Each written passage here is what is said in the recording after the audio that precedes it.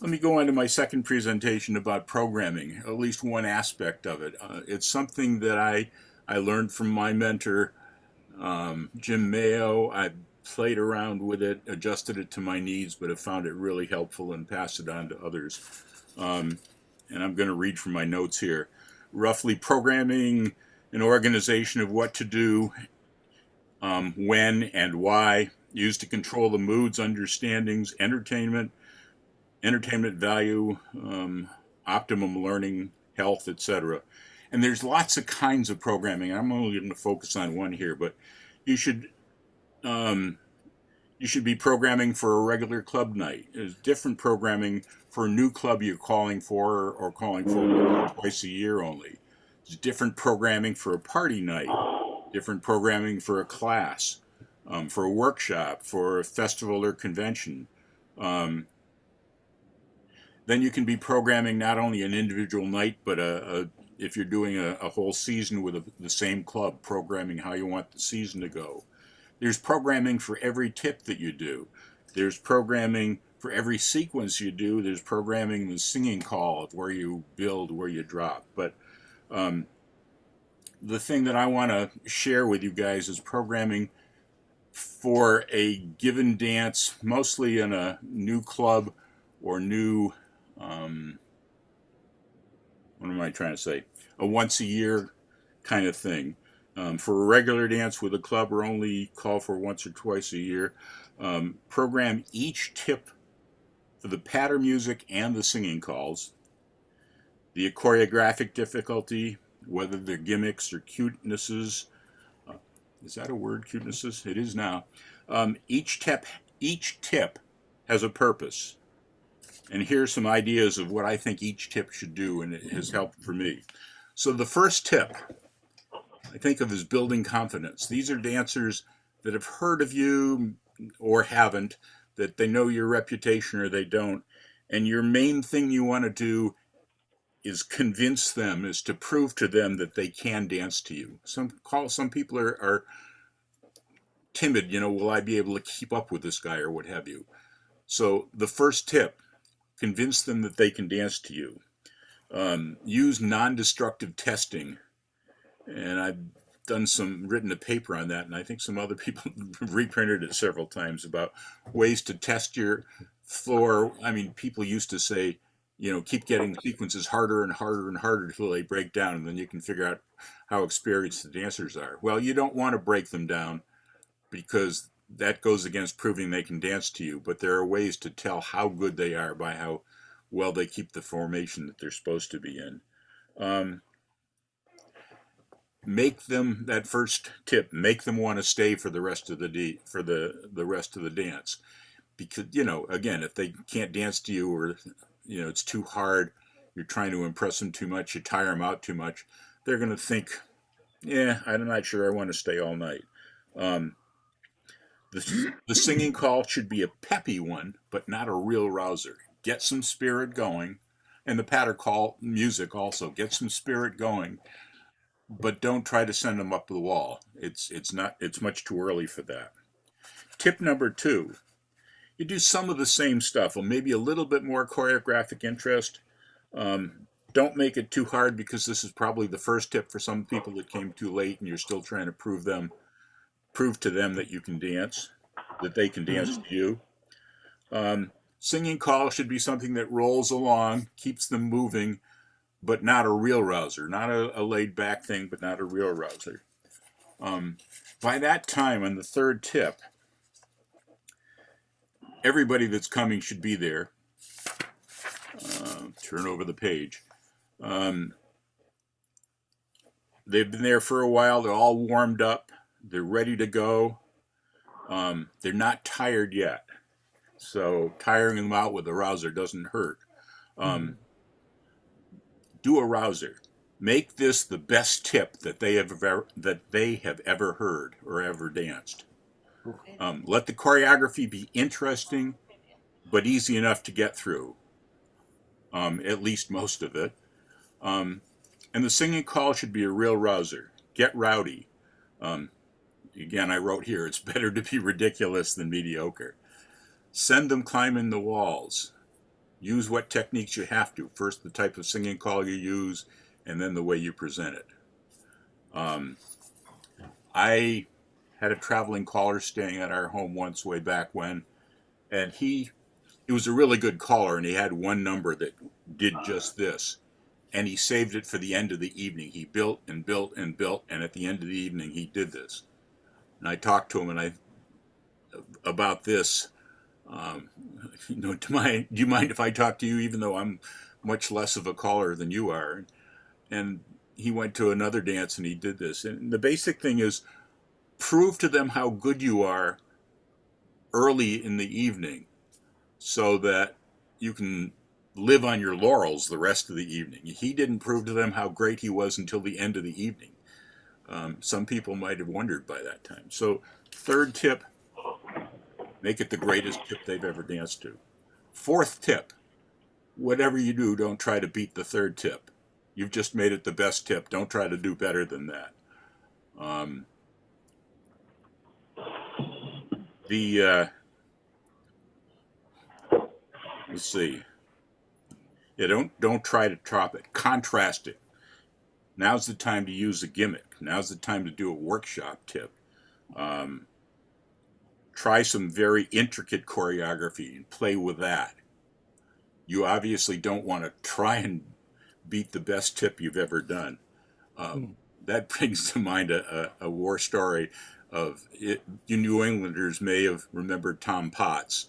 Tom used to like to tell the story about um, at the New England Square Dance Convention once. He was standing in the wings because he was up next, and the guy on stage did an amazing job and had them climbing the walls, and it was really amazing. And as the guy walked off the stage and Tom walked on, he whispered to Tom, "Try and top that." Well, Tom was a smarter caller than that. And not only he didn't contrast it, he said, "Let's give so and so another hand. Wasn't that great? Let's bring him back for another tip." and and Tom was quite willing to sacrifice his time just to put off this snotty guy that said it to him. But that's another story yet. So third tip: don't try to do better than your best tip you did the tip before. Contrast it with workshopping or gimmicks or some other thing.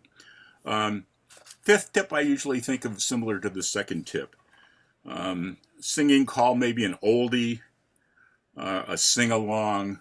Keep it rolling along. Again, don't try to uh, to outdo yourself. It is okay to have another peak. I like to maybe around the sixth tip have another peak. Don't try as hard. Don't try and make the peak as hard as the first one, but have something exciting. Bring back some excitement. Um, they're about ready to be excited again. Don't try for quite as high a peak. Um, One thing to do is two singing calls. Um, Mm-hmm. uh, One of the things about two singing calls is you can do two singing calls and make them good ones. One of the fun things programming a tip is if you do two singing calls, contrast them. I've seen both methods where I think Ken Bauer was the master of it, but you did a very nice layback thing, and then he'd put the needle on for the second singing call, and you'd start on the walls and work your way down. Just the contrast of you were all mellowed out, and all of a sudden he blasted you with the second one.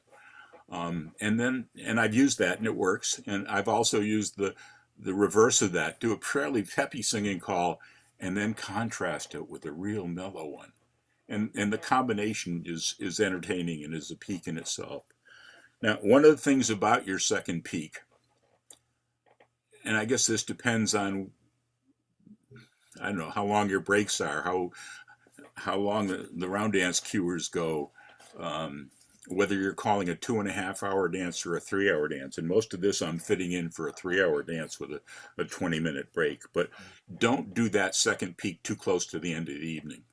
If it's too close to the end of the evening, um, people are going to be a little tired from it and may just say, "Yeah, let's go home a little early." and you don't want them to leave until the end of the dance. I always, one of the ways I used to just judge the quality of my performance was what percentage of the dancers were there for the last tip. Um, so don't do it too close to the evening. If my program here has got it set up for a 3 hour tip, 3 hour dance, a 2.5 hour dance, this might be too close to the end of the evening already. Um, the the last two tips, 7 and 8, I like to think of sending them home rested. Um, use a singing call that they know and they can sing along with or humming in their own way. Um,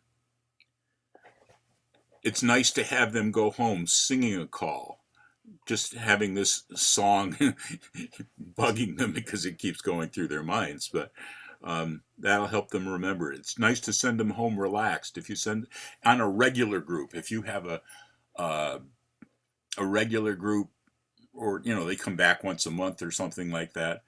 If you send them home relaxed, and the next week they're going to think, it's time to go back. I remember enjoying last time. I'm going to go back again. Or if you send a rouser too close to the end, they might think, I'm kind of. I remember going home exhausted, and I'm kind of tired tonight. I don't feel like being exhausted again. So, don't end with too much of a tip, too much of a rouser. Send them home quietly. Um,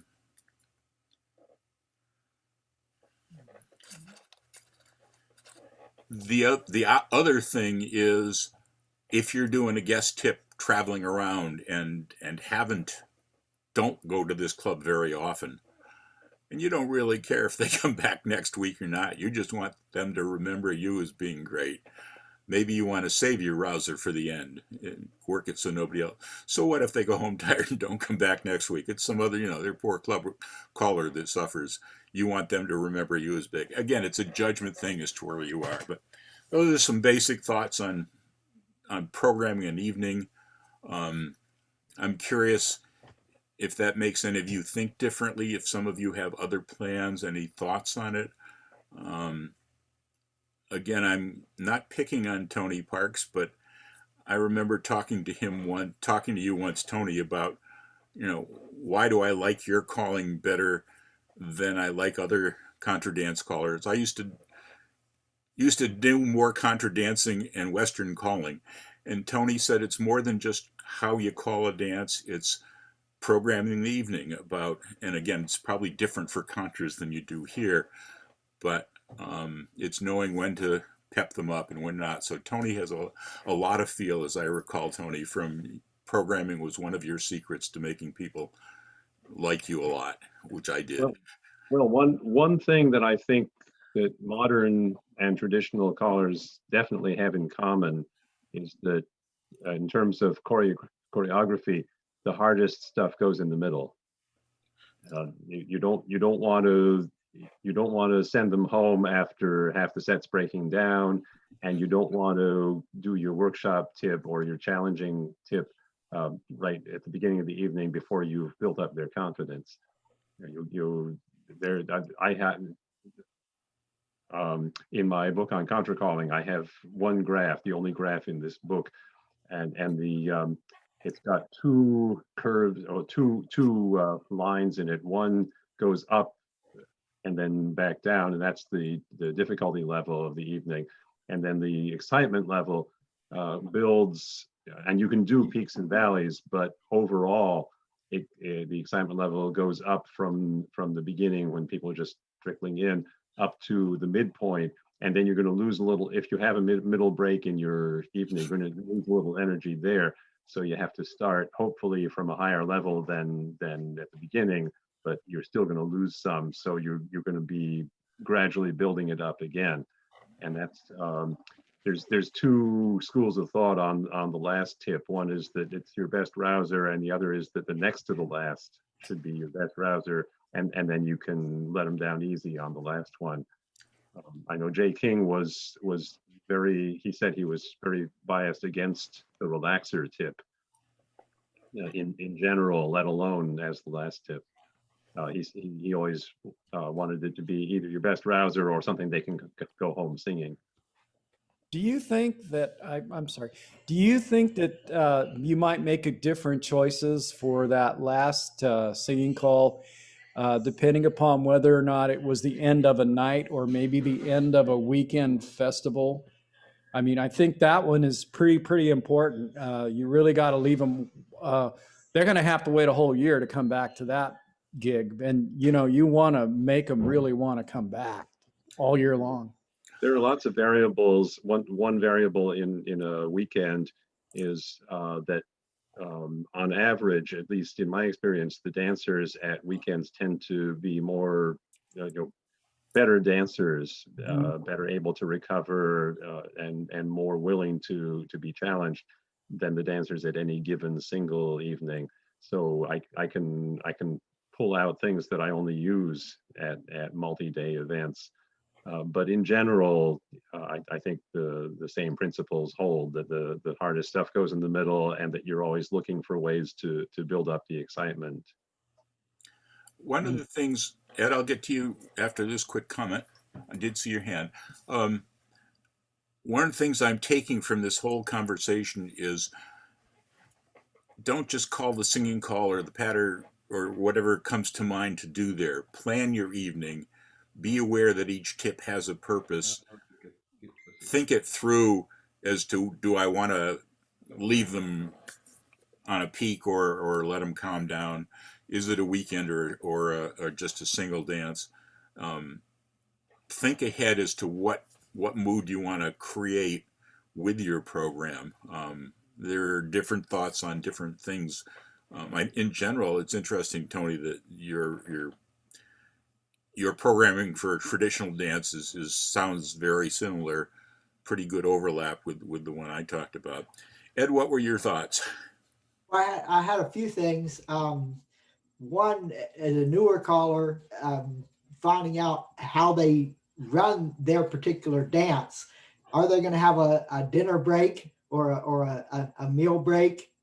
Do they have the round dances? Do they have the line dances in between? And how do you structure around those? So those are just some things to think about, I would think. One of the things that I haven't worked out is you're building a mood I build a mood with the road plan that I just laid out.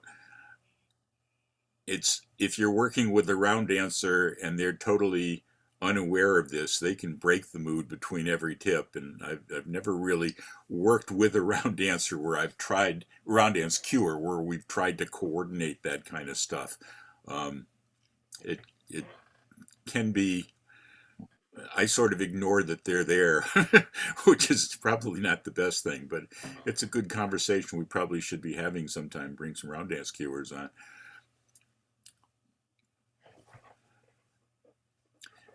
Brian, you said you were going to bow out early. Have we kept your attention here? What's going on? You have, yes. I was just sitting here trying to keep my eyes open, but I was enjoying the discussion.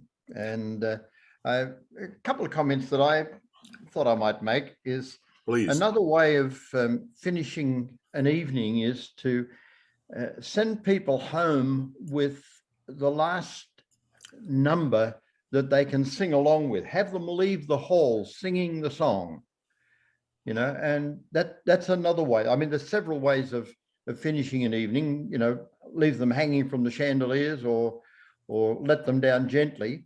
But another way you can do it is to put on something that everybody knows the song, zippity doo dah, or something else that they can sing along with as they're leaving the hall. We've got a couple of songs over here that work very well in Australia that probably wouldn't work that well in other countries. But I've had people come up to me and say, please don't do that one as the last number. I can never get the thing out of my mind. I keep singing the thing all week, which is a good thing. I think that's a good sign. I've achieved what I set out to do. And another thing that I do for the very first tip, if I'm doing a weekend somewhere or a night for people that are not familiar with my style of calling, the very first number I usually call something that's just a little different, because I like calling stuff that is easy but different from what they're going to always get. You know, and I will do things that will make the dancers go, hey, we got to listen to this guy, otherwise he's going to call something that we don't understand. You know, and I'll call things like head men take both girls up to the middle and back, you know, as a line of three, do a do-sa-do. You know, so you got these lines of three doing a do-sa-do, and then lines of three pass through as a threesome, promenade around the outside, halfway back to home. You know, just silly little things that the dancers really can't make a mistake on, but it makes them think, wow, that's different. We haven't done that before. And another trick that I do sometimes is to have head men take both girls up to the middle and back, go forward again with your hands up high, make an arch with the opposite person. Side two men through the middle, do a do-sa-do. So you got the side men doing a do-sa-do through the center of these arches. And then after you've done that a few times, you have side men take both girls up to the middle and back, go forward again with your hands up high, make an arch. And the two head men promenade around the outside, halfway. You know, they've thought they're going to do the do-sa-do through the middle, but you have them promenade around the outside. And then when they get to the other side, have them tunnel through back to home again. And it's all really, really simple stuff, but fun things for the dancers to do that maybe they haven't done before. Make it your dance, obviously. Absolutely. Absolutely. Yes. I have a war story that I was reminded of when Ed talked about find out if they have a dinner break, find out how they structure the evening. Beth and I, I think it was 1989, did a 2-week tour of Denmark, and we found that everywhere from the city to the smallest town, they had a custom where, say, the dance goes from 8 to 11:30. At 9:30, they break for a solid half hour. Either there's a separate room with long tables already set up, or if there isn't one, then they'll quickly set up long tables in the dance area. And for a solid half hour, they would load up on alcohol, tobacco, sugar, and caffeine. Everybody brought food, including cakes, whatever. Of course, lots of coffee, and they would smoke and drink, and it was a whole new ball game at 10 o'clock. So we learned to save our easiest stuff for after the break. But when you were rattling that off, I was thinking alcohol, tobacco, firearms. Oh, wait a minute. Right. Our club has a no open carry rule. Tony, I imagine you don't. I don't know. Can you think of things that if you, when Brian and I mentioned giving them something at the very end of the evening that they can go home singing, your music doesn't tend to float with the songs that they can go singing too often, but it's back when I had a house band, sometimes we would end with a contra and we would have what we called a coast to coast contra, where we would do songs from all the different parts of the United States and end up with, I think it was California, Here I Come. So there's nothing that says you can't use singing call music for a contra. Oh, yeah. Perfect. I very recently on YouTube, I don't know who I was watching or what, but came up with somebody doing Trail of the Lonesome Pine, and it took me a long time to get that out of my mind. Some callers have theme songs that they do always at the end, like Roy Rogers and Dale Evans, Happy Trails to You, at the end of their show, for instance. But any thoughts on that? I don't particularly like to, because I'm always expecting that, and I might just want to leave early because of it. I do that, and most of the time, I don't always do the uh, I don't always complete the singing call normally. Um, Sometimes I'll use it just to, with a club that I call for every week or something. I'll start the song and then I'll just use it to turn it into a big circle, in a grand right and left around the entire floor and that kind of thing. And so, and they like that. It's kind of a tradition. So, yeah, that's the thing you can do. I've noticed that we've gotten to and slightly past our usual official 1 hour thing, and I want to go through the thank yous and then open it to conversation for a little bit more. Actually, start with an anecdote. But thanks, Dan, for providing the link for our gathering. Thanks to our presenter.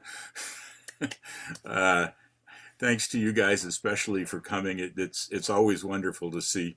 What have we got? 1, 2, 3, 4, 5 countries represented on almost as many continents. It's always fun to see. And we'll be around next week. Clark Baker is going to be doing something for us again. And with that, and the usual thing is that if you feel you have to go because you've only got an hour designated for this particular Zoom part of your life, feel you don't have to make apologies. You're not going to offend anybody if you leave. But otherwise, let's stick around and talk like we usually do. And I want to start with an anecdote about the last tip of an evening. I was calling a dance up in Maine many years ago, and I was planning to use as the last tip, quiet, send them out the door with a turn out the lights, the party's over. And I got to talking to the custodian a little bit before that.